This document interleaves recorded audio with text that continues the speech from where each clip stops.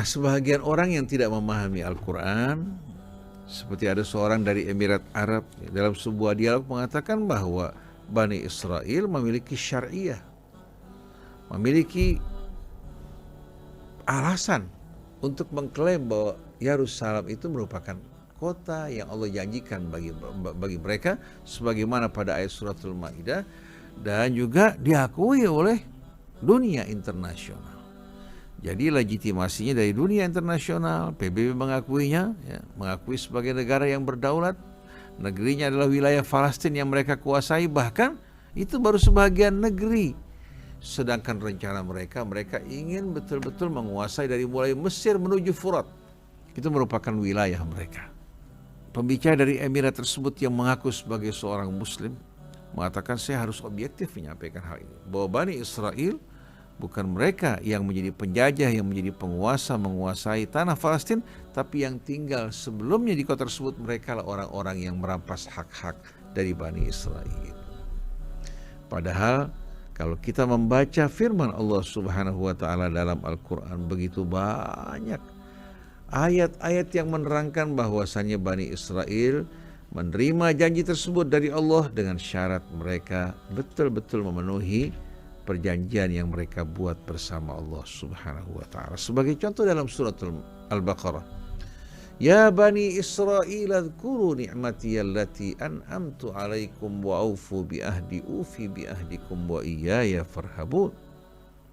Wahai Bani Israel, tepatilah perjanjian yang telah kalian sepakati bersama Allah.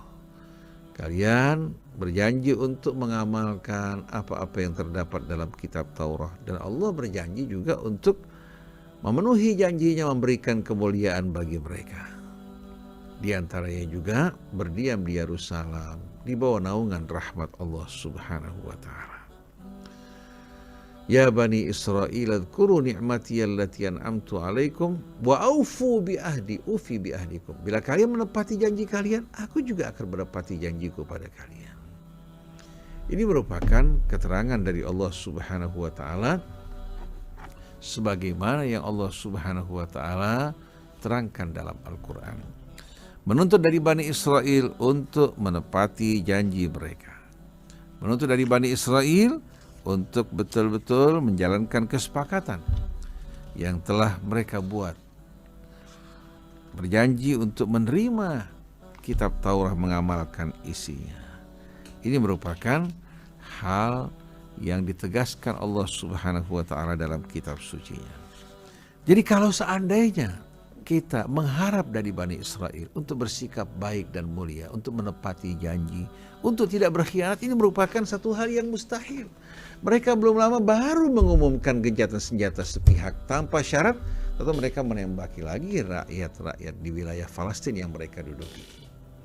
Jadi kalau sebahagian orang mengatakan bahwa Israel sebenarnya ingin mengambil hak mereka kembali yang menjadi milik mereka yang Allah janjikan, Allah ketika berjanji, Allah menjanjikan dengan syarat.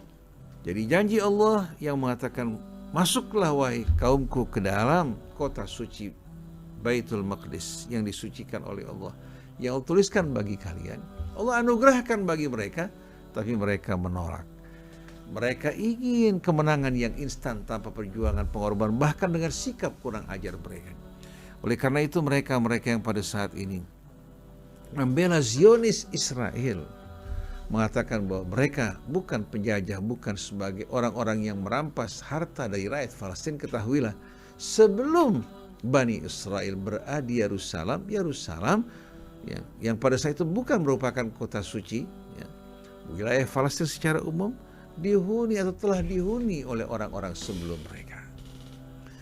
Yang pertama datang ke sana adalah kakek mereka Ibrahim alaihissalatu wassalam. Lalu Ibrahim bersama Ishak yang membangun kota suci tersebut. Sebagaimana Ibrahim dan Ismail yang membangun kota suci Mekah, Yerusalem dibangun oleh Ibrahim dan Ishak.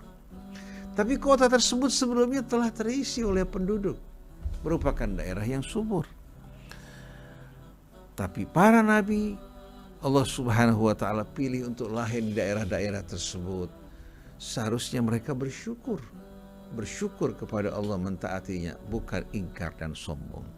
Ternyata penyakit dari Bani Israel ini, ikhwah dan akhwat yang dirahmati Allah Subhanahu wa taala, telah menular kepada kita, telah tertular, telah membuat kita umat Islam tertular oleh penyakit tersebut. Kita beranggapan apapun yang kita lakukan dari kejahatan, asal kita memohon ampun kepada Allah, Maha Pengampun lagi Maha Penyayang.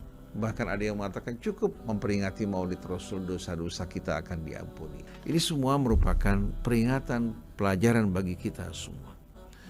Allah telah mengingatkan kita untuk tidak percaya kepada mereka. Walan tadha ankal yahudu walan nasara hatta tattabi'a millatahum. Tapi sebahagian yang bekerja sama dengan mereka yang diuntungkan secara materi, mereka justru mengatakan bahwa ayat-ayat ini sudah kadaluarsa, tidak lagi apa? Tidak lagi berlaku untuk saat ini karena orang Yahudinya berbeda. Fakta membuktikan kebalikannya.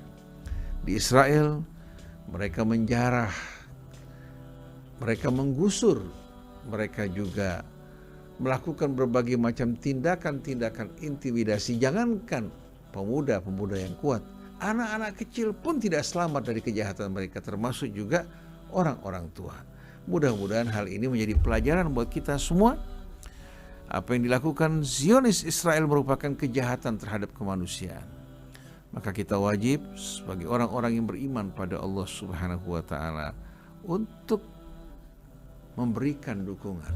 Kalau mampu dengan harta, mampu dengan lisan kita, dengan tulisan kita, dengan tulisan, mampu hanya dengan doa, kita berdoa. Yang penting kita menunjukkan sikap kita bahwa kita selalu dalam hidup ini bersama kebenaran dan orang-orang yang berjuang untuk kebenaran.